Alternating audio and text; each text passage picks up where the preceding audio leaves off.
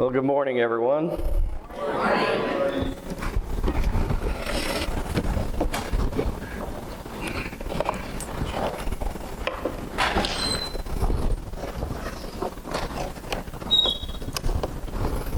Let's hope technology works again this morning.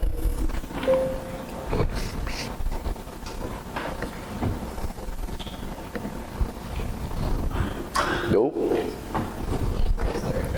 There we go. All right.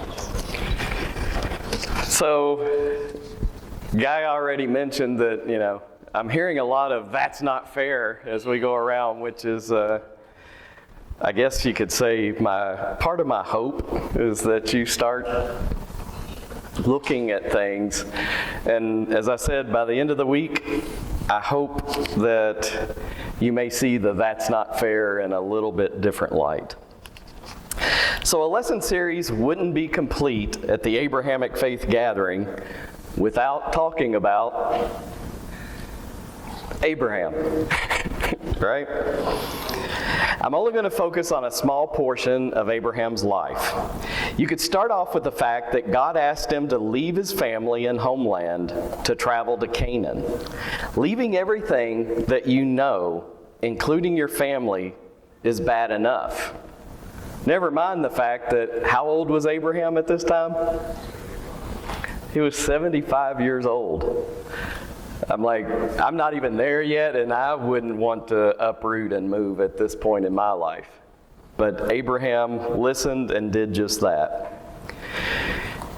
He settles into the land of Canaan just in time for a severe famine to hit the area. Can you imagine how that made Abraham feel? He did exactly as God asked. And then God allowed a famine to hit his new homeland. Abraham might just be thinking, that's not fair, right? Abraham did what God wanted him to. Says it definitely feels like a "that's not fair" moment. Have you ever been in Abraham's shoes? You tried to do the right things that God wants you to do, and then bad things happened. Why did God allow this bad thing to happen to Abraham? Why does he let bad things happen to you when you're trying to do all the right things? I'm not going to give you the answers, or any answers at this point, but stay tuned. I might have a few ideas for you to ponder in a later session. Abraham now had to uproot and head to Egypt in order to survive. When Abraham was probably somewhere north of 80 years old, God promised him that he would have many descendants. After Lot had gone, the Lord said to Abram, "Look as far as you can see in every direction, north and south, east and west. I am giving all this land as far as you can see to you and to your descendants as a permanent possession. And I will give you so many descendants that like the dust of the earth, they cannot be counted." Pretty good promise, right? Now let's just say, at this point, Abraham is now about 83 years old or so, and that would make Sarah about 73. At this point in their life, they have had no children. For those of you that have never been able to have children or had a lot of difficulty having children, you can only imagine how this would make you feel. You want to believe, but it just doesn't seem possible. And God later even reiterates this promise and tells Abraham that he will actually have a son of his own. Fast forward another few years, still no children. Abraham would now be about 85 years old, and now Sarah is 75. They finally decide to take matters into their own hands. And Sarah tells Abraham to produce a son with her handmaid. Isn't that what we sometimes try to do when we feel like God isn't doing things fast enough for us? We lose our patience and think, God needs a little help. Right? God needs us. I believe Brother Doug was telling us about that yesterday. It's like, he needs me to help him, right? God needs my help. And at the time, we are able to make completely good sense of that thought process. It just makes sense. He needs our help. Well, Abraham did get a son named Ishmael through Hagar, Sarah's handmaid. He was 86 years old at this point. 13 more years went by, and Abraham and Sarah still had no other children. At this point, Abraham has to be wondering why he said his descendants would be like the dust of the earth. There was no way he could have more kids at this point. God's promise seemed almost like a cruel joke. But then, God reiterated his promise and explicitly stated that Sarah would give birth to a son, and she would become the mother of many nations. Then God said to Abraham, regarding Sarai your wife, her name shall no longer be Sarai, for now her name shall be Sarah.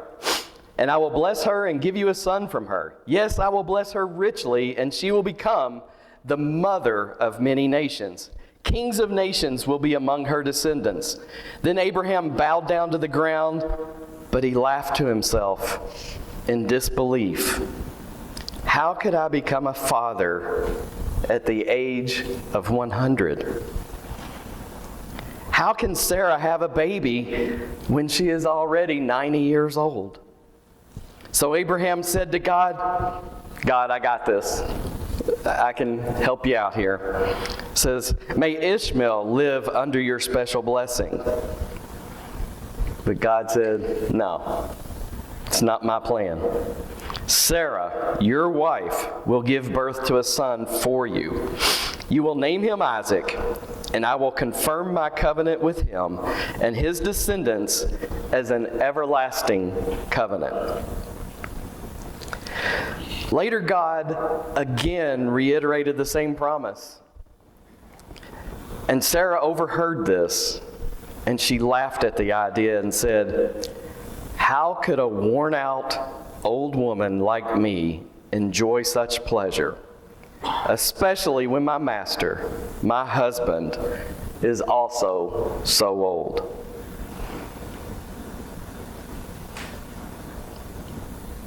Many times, probably each of us sometimes have a bit of a doubt. She even denied that she was laughing, right? Because it's like, whoops, caught me, I was laughing. And what's interesting, I always found it interesting that, she was kind of called to task for laughing. But did you notice in the earlier reading, Abraham kind of chuckled to himself like, yeah, I'm going to have another son. I'm like, you can't do that. What would you have done in this situation? Imagine a child being born to a man who is 100 years old and a woman who is 90. I have to admit that I probably would have chuckled a little bit myself. But God said, this time next year, you will have a son. And that promise came true. God gave them a miracle, just like He said He would. Even though they grew impatient and had to wait probably around 15 plus years from the time of the promise to get their son, if they had been 20 or 30 years old at the time of the promise, not that big a deal, right? There's still time. But when you started off and you're 75, 80 years old, that's a very big deal to wait. You can only imagine how joyous they were when their son finally arrived. And I love this picture with the little smile on the old woman's face. And when I found this picture, I was like, she looks old. And I'm like, well, she was 90 years old. I mean, have you seen 90-year-old women lately? I mean, and 100-year-old guys, to be fair, right? You know, it's like she gave birth to a baby. But she's happy now. She finally had the son she had always wanted. The years of longing for a child of their own was finally over. God came through with his promise. And of course, they lived happily ever after. Oh wait, no, that's not exactly what happened, is it? After enjoying their son for most likely around 20 plus years, God tells Abraham that he is to sacrifice his one and only son, his begotten son. Take your son, your only son, yes, Isaac, whom you love so much, and go to the land of Moriah. Go and sacrifice him as a burnt offering on one of the mountains, which I will show you.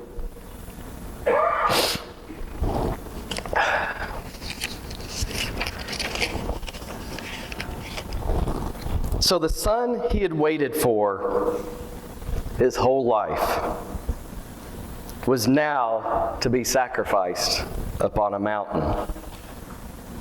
I don't know about you, but I kind of get the feeling of,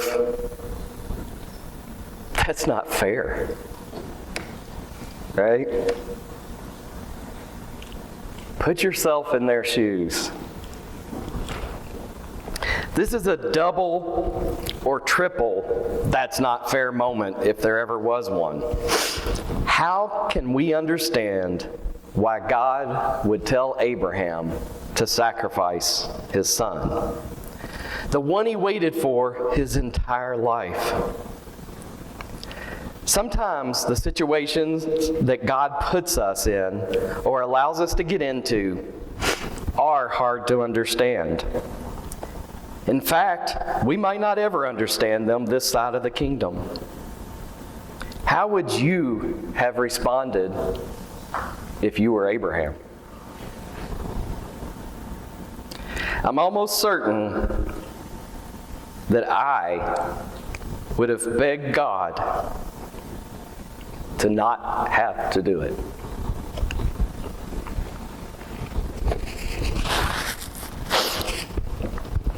I would have pleaded my case that I had waited my whole life for this child, and I could not bear to lose him, much less sacrifice him. Be the one to put the knife into him. But how did Abraham respond? He wasn't like me. The next morning, Abraham got up early. I'm like, seriously, if of all times and days I would sleep in, I think I would have slept in a little that day. I would probably not want to get out of bed. He saddled his donkey and took 2 of his servants with him, along with his son Isaac. Then he chopped wood for a fire, for a burnt offering, and set out for the place God had told him about. Abraham truly had faith and trust in God. He believed that God's way was best, no matter what the outcome. After they traveled to the top of the mountain, Abraham bound Isaac, placed him on the altar, and raised his knife to kill his only son. It was only at this point that the angel of the Lord stopped him and said, "Don't lay a hand on the boy," the angel said. "Do not hurt him in any way, for now I know that you truly fear God. You have not withheld from me even your son, your only son. Abraham's faith was tested, and he passed with flying colors. I don't know about you, but I sure hope God doesn't decide to test me in that way. Abraham trusted that God had promised him descendants as numerous as the dust of the earth and sands of the seashore. He didn't understand how killing his son was a part of that plan, but he trusted God anyway. Many times in our own life, we can't make sense of what is going on. We lose our trust in God because our small minds can't understand the bigger picture. We lose our trust in God. We have all heard the saying that what doesn't make you stronger, or what doesn't kill you, right? What doesn't kill you will make you stronger, right? You go through the challenge. I think that sometimes God allows us to go through challenge after challenge after challenge just to build up our endurance. Sometimes the small, what seem like big challenges are just in preparation for an even bigger challenge ahead, right? God never promised us that our Christian walk would be smooth and easy. In fact, Jesus told us the exact opposite. He said that the world hated him and it's gonna hate you too. In John 15:19 it says, the world would love you as one of its own if you belong to it, but you are no longer part of the world. I chose you to come out of the world, so it hates you. Abraham did it right, but yet we saw bad things happen to a good person, didn't they? And so many times, and you'll hear my recurring theme, right? That just doesn't seem fair, right? Why does God not reward the people doing the right thing? Why should they not have to, why can't they avoid going through the trials and temptations? But time and time again, the Bible shows us that's not God's way. We're now going to skip a few generations and talk about someone who definitely had some that's not fair moments in their life.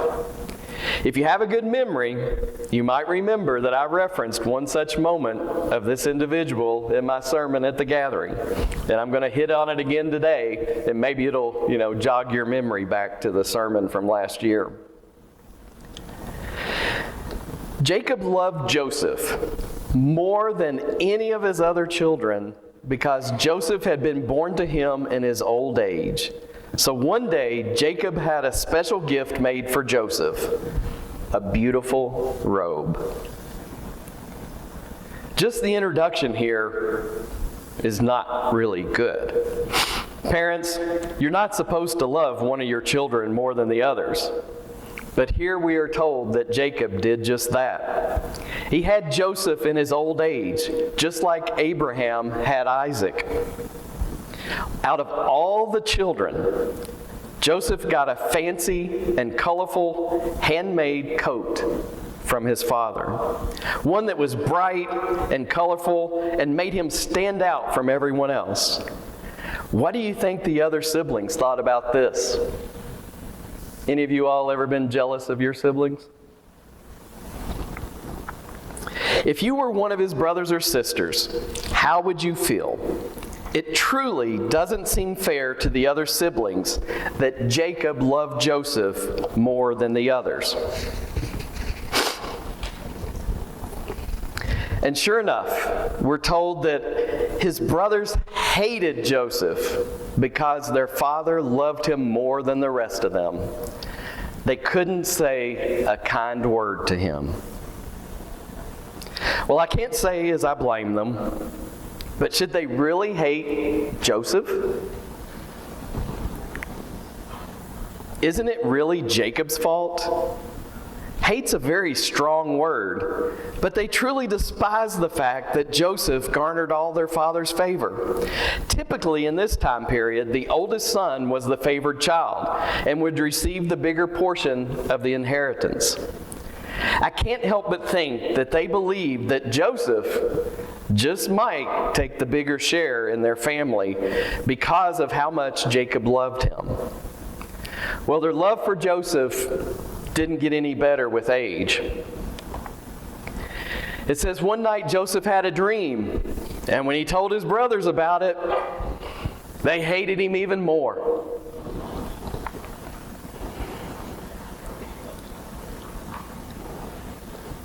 Things just go from bad to worse for Joseph. He later had another dream. He says, "Listen to this dream," he said. "We were out in the field tying up bundles of grain. Suddenly my bundle stood up, and your bundles gathered around and bowed low before mine." His brothers responded, "So you think you're going to be our king, do you? Do you actually think you will reign over us?"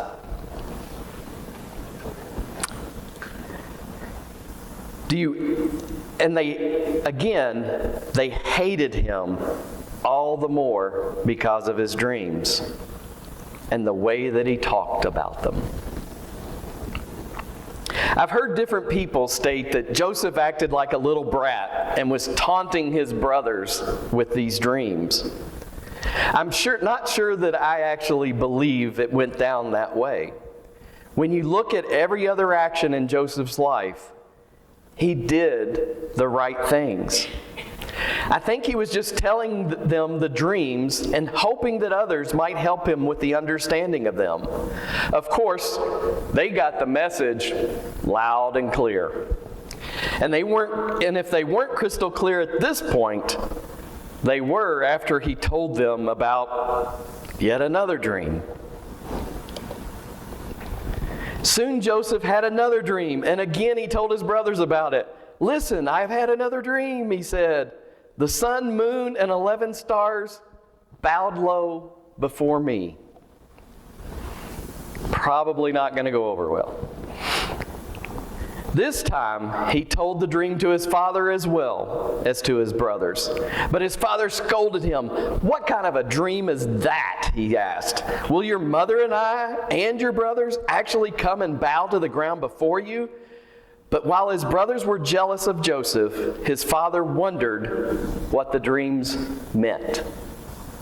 Maybe Jacob at this point was remembering back to some things and saying, maybe there's a reason behind this. His brothers never even got to that point. Jacob even interprets the meaning of the dream to say that all of them would eventually bow down to Joseph.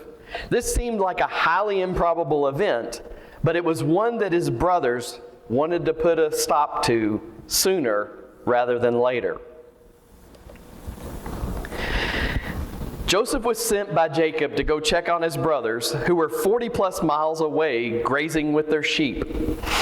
Think about this. I can't imagine sending my kid, just go traverse through the hills, over the river, through the woods, 40 miles up north to go find your brothers and see if you can locate them. Joseph's brothers see him coming from a distance, and they make a plan to kill him. Now, what did Joseph do to deserve being murdered? And by his own brothers, no less. This definitely seems to qualify for a big "that's not fair." The brothers hated him because he was their father's favorite, and because he told them dreams about them bowing down to him. Who do you think gave Joseph those dreams? I have to believe they came from God, right? Pretty much you read the rest of the story, it's pretty clear. So why would God allow his brothers to concoct a plan to kill him? I can't necessarily answer that question, but I do believe that God was still watching over Joseph, because the brothers didn't actually get to kill Joseph. They rather went with Reuben's idea to just put him into a well. At least one of the brothers had a little bit of concern for their sibling. Joseph's brothers grab him and wrestle off his coat of many colors. Then they throw him into a deep well. With friends, and in this case brothers like this, who needs enemies?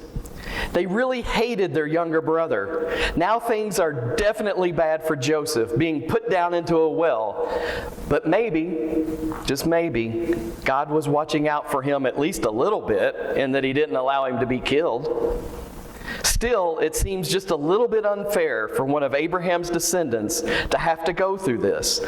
How could the brothers be so cruel?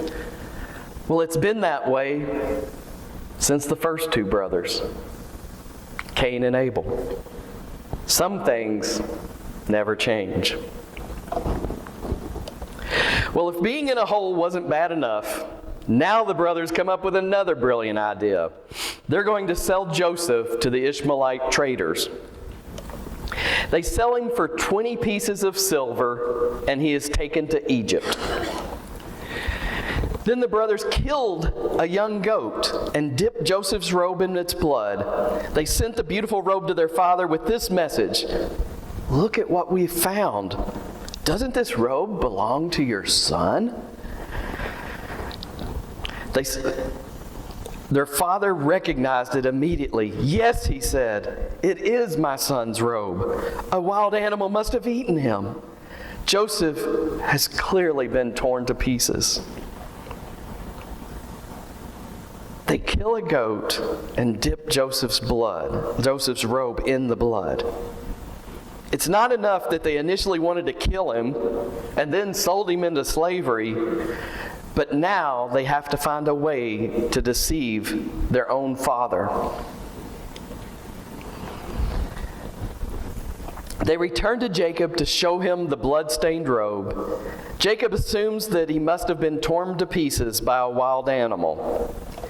Jacob tears his clothes, puts on sackcloth, and wails deeply. He is beside himself in grief, and no one can comfort him. He says that he will mourn the loss of Joseph for the rest of his life. Jacob is made to believe that the child he loves the most was killed by wild animals. How can his other children watch their father grieve so and not confess what they have done? Why didn't God expose their lies and hold them accountable? The only answer is God had another plan. We may look at this and wonder why and feel that it makes no sense. In fact, we might think that's not fair. You have to wonder about Joseph's brothers being able to watch their father in so much pain and still continue to keep the lie rather than to tell their father the truth. I guess they may have thought they may have been disinherited if Jacob knew what really happened. Joseph was taken by the Ishmaelite traders to Egypt, where he sold as a slave to Potiphar, a captain of the guard for Pharaoh. So now, hundreds of miles from home, Joseph is all alone and a slave. I'm not going to read this verse, going to continue on here. But so finally, if you read through this, Joseph finds favor with Potiphar, right? We all know he gets elevated and he's does a great job. So Joseph manages to turn a bad situation into a good one, doesn't he? So finally, things are turning around for Joseph. God's has made him successful in everything that he did. And now he is entrusted to manage all of Potiphar's affairs. Jacob can finally have some peace and maybe forget about what his brothers did to him. This is where the fairy tale story would end. by saying, "And he lived happily ever after." But again, that's not the case. Potiphar's wife had other ideas for the handsome Joseph. Potiphar's wife approached Joseph and demanded that he sleep with her. No one was in the house at the moment. No one would know. Joseph had a choice to make, and he made the right one. He says, "How could I do such a wicked thing and disobey God?" So that should tell you right there. Joseph still loved God, didn't he? Joseph did not see all the things that happened to him as just, "God, you just left me." Because if he felt that way, would he care what God thought at this point? Probably not. So it seems at this point, Joseph continues to trust in God. God will now see how he has made the right choice and reward him with even more favor. Right? I mean, he could have succumbed to her and no one would have been the wiser. But he didn't. He made the right choice. She, however, refused to take no for an answer. And she made a desperate grab for him, grabbing hold of his cloak.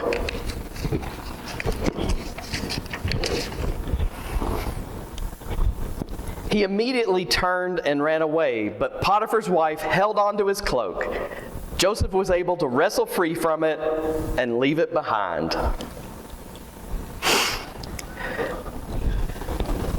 Joseph ran off, leaving Potiphar's wife holding his cloak. I know this picture probably made you chuckle, but guys, if another woman besides your wife ever tries to seduce you, I suggest this is a very appropriate response. And not to leave out you single guys, right? This applies to you as well. When the woman approaching you is already married, run away as fast as you can. Joseph had a choice to make, and he made the right one. He says, "How can I do such a wicked thing and disobey God?" Joseph rejected her advances. He rejected her when she grabbed onto him.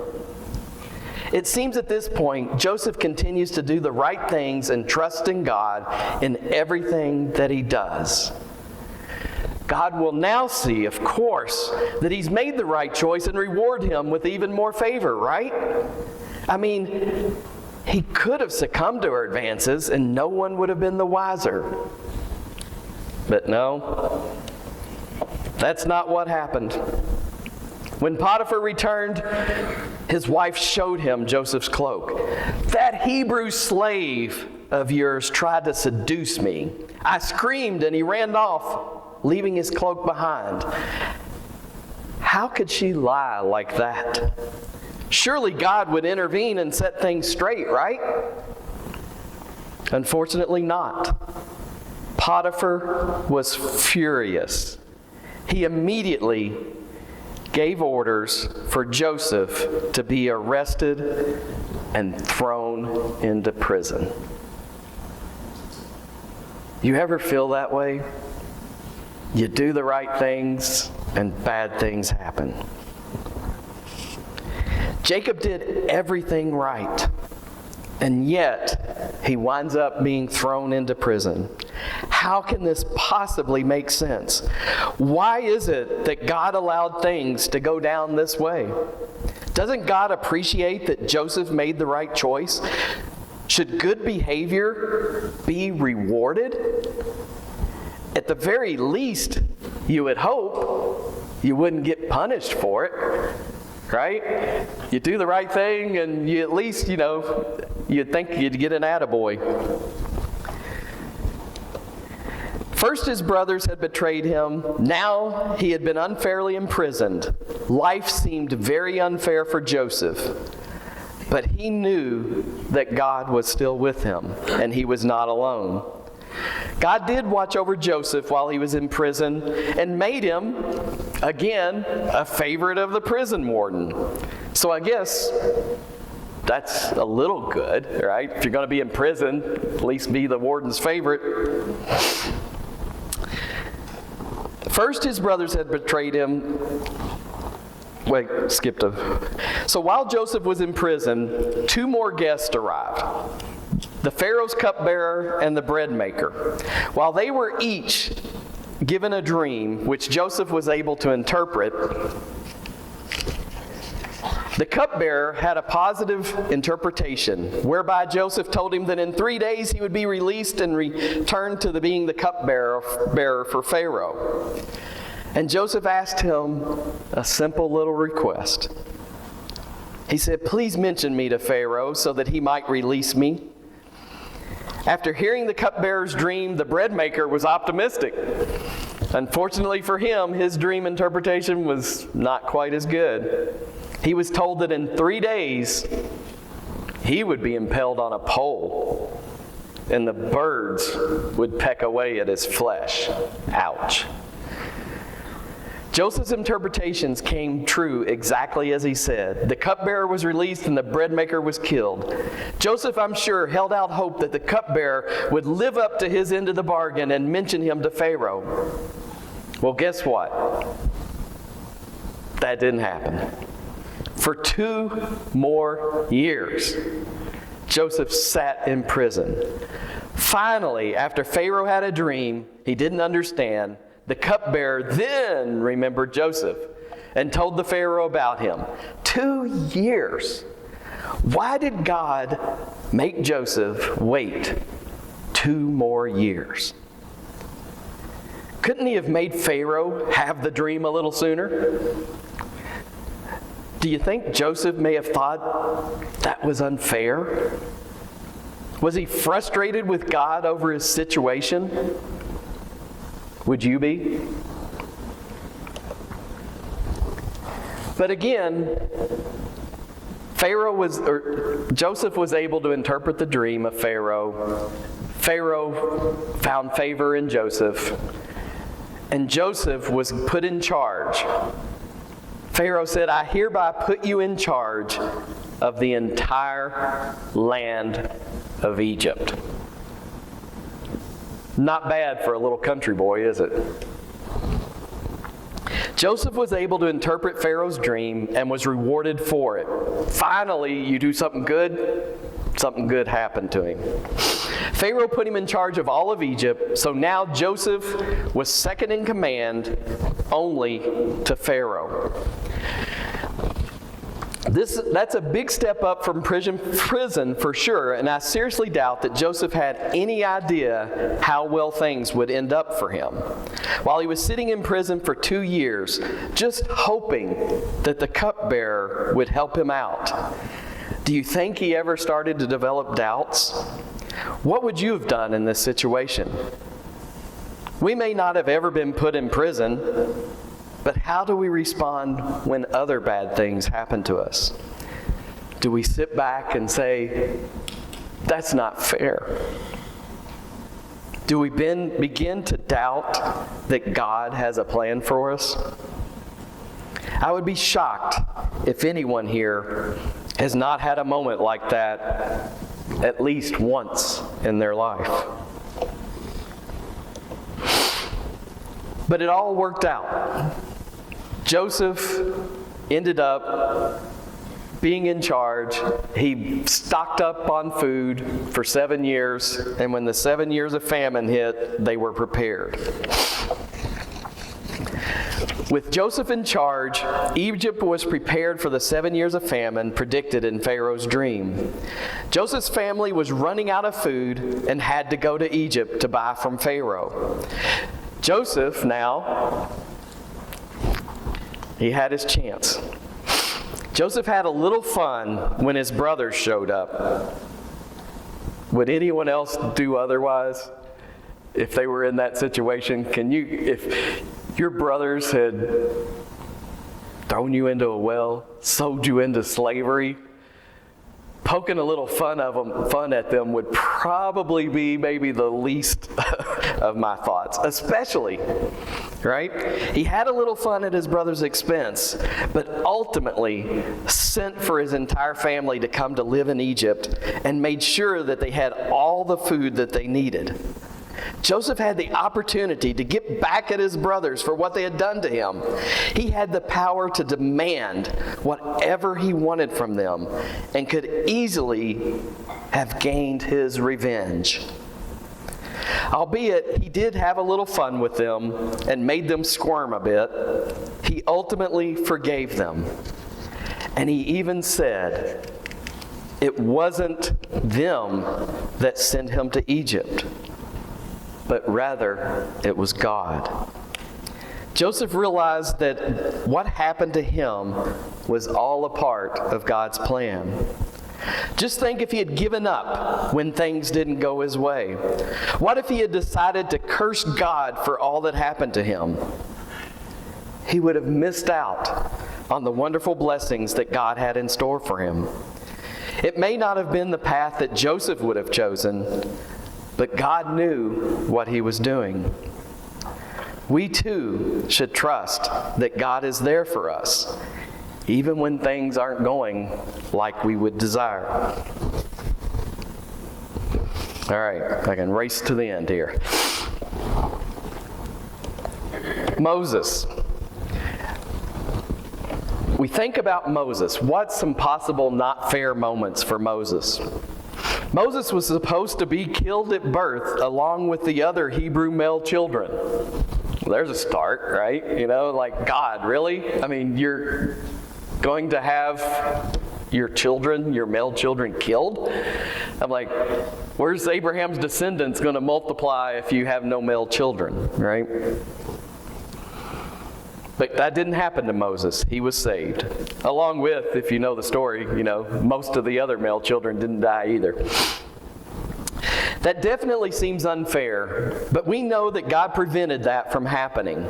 So what are the that's not fair moments in Moses' life? I want to share just a few things that I believe qualify. But the Lord hardened Pharaoh's heart, and just as the Lord had predicted to Moses, Pharaoh refused to listen. So this is after the 6th plague. So they're going through all these things trying to get Pharaoh to let them leave Egypt, right? The classic, let my people go. Why would God, after 5 plagues, maybe Pharaoh was softening, right? Maybe he was going to, all right, I'm going to let you go. I'm done with this. But it says God hardened his heart. I'm like, really? Why are you making things hard on poor Moses? If Moses is just trying to leave and do what God told him to do, right? Get the children of Israel out of Egypt, why would he make it harder for him to leave?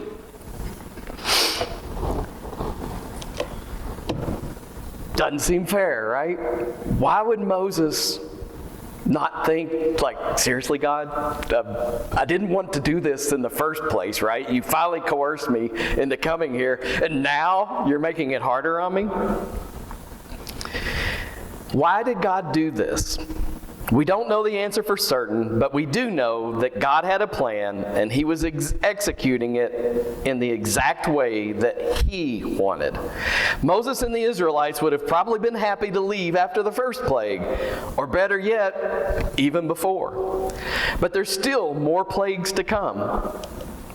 After the 8th plague, God again hardens Pharaoh's heart. It says that, so you think about it, he refuses to let his people go. But at the end of the 8th plague of locusts, God again hardened Pharaoh's heart. Now at this point, one might begin to wonder how much actually God had to do to get Pharaoh to renege on his letting the people go, since we are now at the 8th plague, right? And Pharaoh is obviously very stubborn in his own right. But yet again, the Bible tells us that God hardened his heart. 8 plagues in. I'm sure Moses is like, okay, God, why are you doing this? Moses is probably thinking to himself, I told you I wasn't going to be good at this, but you made me do it anyway. Have you ever felt that God led you down a particular path, but then it seems He puts every possible obstacle in your way to keep you from completing your journey? Maybe you're simply trying to do things God's way, but you have nothing but negative outcomes. I'm sure Moses had to be just a little bit frustrated at this point. He's doing everything God says, and yet Pharaoh still won't let the people go. I mean, how many plagues does one need?